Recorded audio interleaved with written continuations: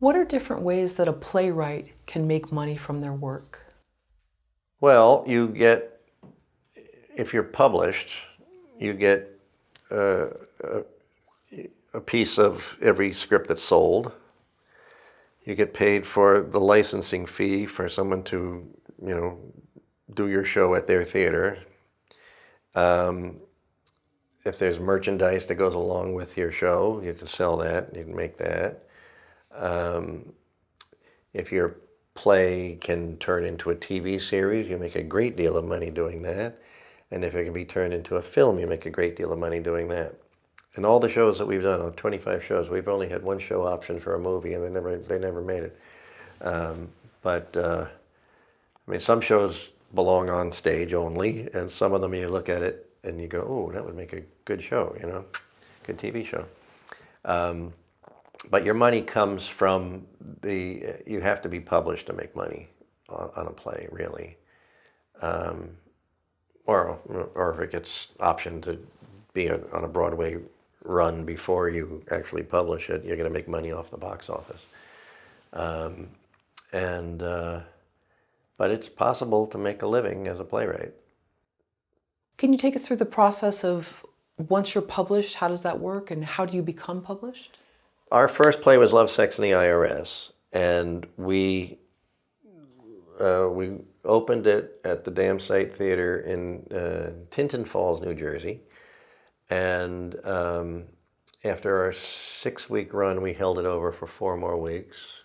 Or they held it over, I wasn't producing it. And we took letters from the producer with the script and all the critic reviews, and we shipped it up to Samuel French. Again, it was now called Concord Theatricals because they bought up a bunch of Tams Whitmark and Music International and Samuel French. And they agreed to publish the show. What that means, basically, is they put the synopsis of your show in their catalog. The catalogs go out to all the theaters who are looking for shows. People find the show and go, "That's the one I want to do." They call up and they make a deal, depending on the size of the theater and the cost of the tickets that they're going to sell. And if it's an amateur production, it's less. And then if it's a professional equity production, the cost is more. And twice a year, you would get a check from the publisher saying, "Here are the places that have done your show, and here's the check." And if it's a professional production, you get paid on a monthly basis. And then once a year, you get paid for all the scripts, for all the actual books that you've sold. And trying to think what else there is. That's it. And how do you take it from amateur to professional? What's the process? No, I don't do anything. That's just if it's an equity theater that wants to do your show, that's professional. Ah, that's what it would designate it. Yeah, Okay, yeah. I see. So that's up to who's putting it on. Yeah. Okay. Yeah, like a summer stock in some places would be a non-equity production. They would still technically be an amateur. Same size theater as an equity production is now a professional theater, I see. Okay. Yeah, it's been funny through the years. The people that have done our shows, I'm always finding out somebody did one of our shows. "Oh, that was one of my first plays." It's like, "Oh, cool," And then Olympia Dukakis directed a couple of ours. Burt Reynolds directed one. I just found out last week, I was listening to some podcast, and Rashida Jones apparently did Love, Sex, and the IRS when she was at Harvard. It's like, oh, that's cool. I don't know any of these things. When people do turn their plays in to a Samuel French type entity, how are people able to purchase them? Where do they find them? Oh, well, everybody sort of knows to go to them for these catalog, and they break all the shows down by the characters, 2 characters, 3 characters, 4 characters, so you know where you're going. And if you have no budget, you're in the 2 character section going, "Oh, I haven't done that show." Internationally, it's separate. Internationally, there are Samuel French I keep calling them that.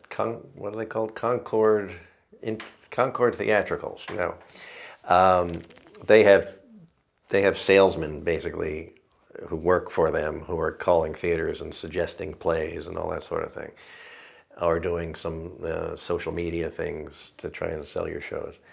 The foreign shows, for us, if it's an English-speaking show, they go through they go through Concord, because there's agents that they have in different countries pushing your shows.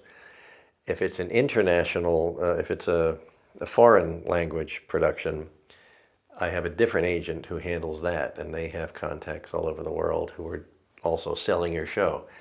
And then I would get somebody in Romania wants to do your show. I said, okay, great.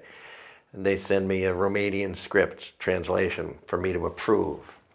Now, I don't speak Romanian, and I would just go, yeah, it's fine, and throw it back. And so that's how those are done. But people go, it's a combination. Mostly it's people going to them with the catalog saying, I want to do the show, or they heard about the show, who handles it. Oh, it's them, and they go to them.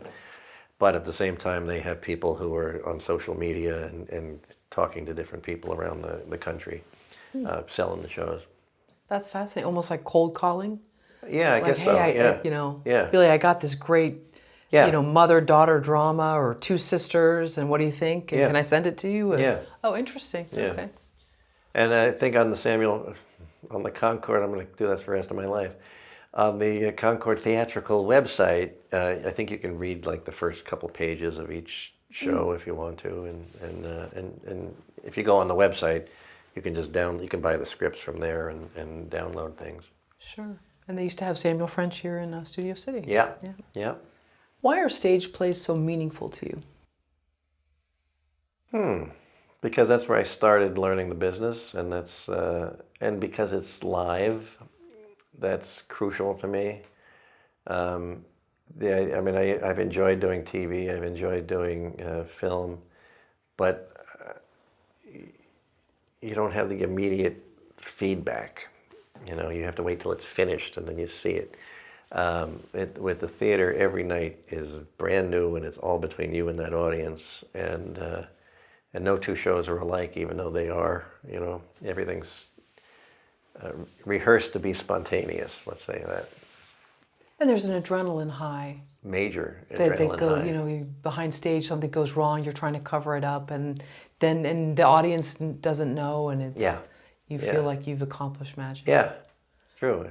Yeah, I love that. Yeah, it's a great feeling. I haven't done it recently, but yeah, it's